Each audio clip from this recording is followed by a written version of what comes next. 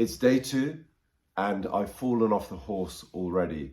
I've woken up an hour and a half later than I should have, so it's 7:30. And there are 2 things to do. I can either restart or I can look for the lessons and consider whether or not I can make changes and carry on the momentum, because I did have a very, very productive day yesterday. It was a very good first day.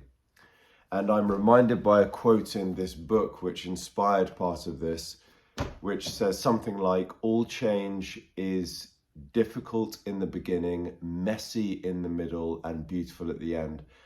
And when I thought of this Shawshank to Freedom in 40 days, I thought that I'm going to make it so that you need to do 40 days flawless.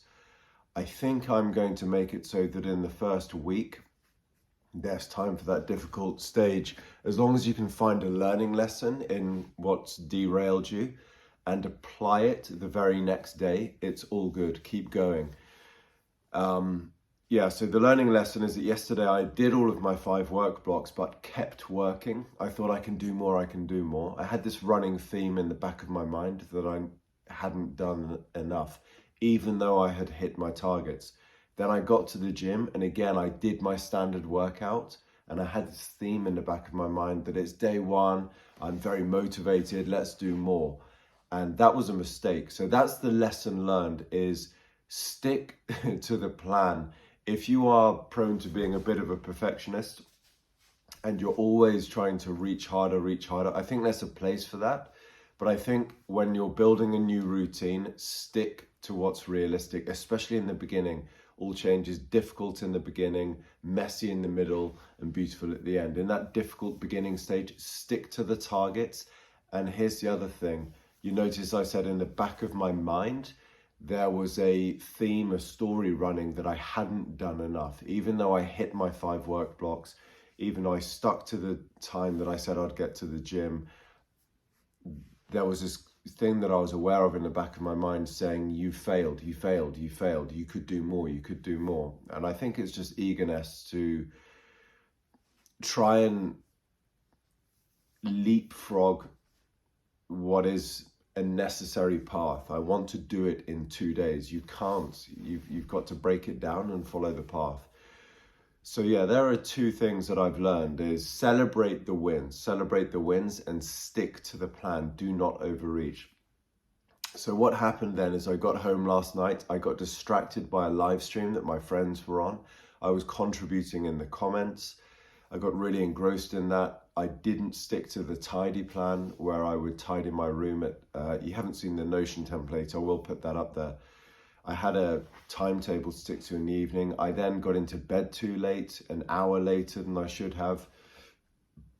And then I was exhausted from the day and the workouts and the sauna, and I slept 9 hours, which is, not ideal at all. I just think it was a lot yesterday. It was a good day.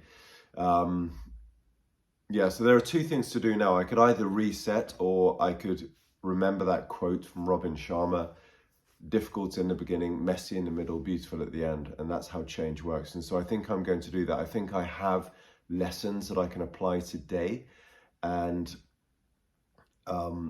make this a great day still. There's one last thing that I was taught by one of my mentors, my diet coaching mentors, who came from Canada, flew to London. I was very fortunate to be in a small group mentor program with him. And he said that when you slip up, you can look at it 2 ways. You can either say, a lot of people say, I've slipped up, I know what this means from the past experiences, I'm off track, I've screwed up, I'm never going to be able to make this.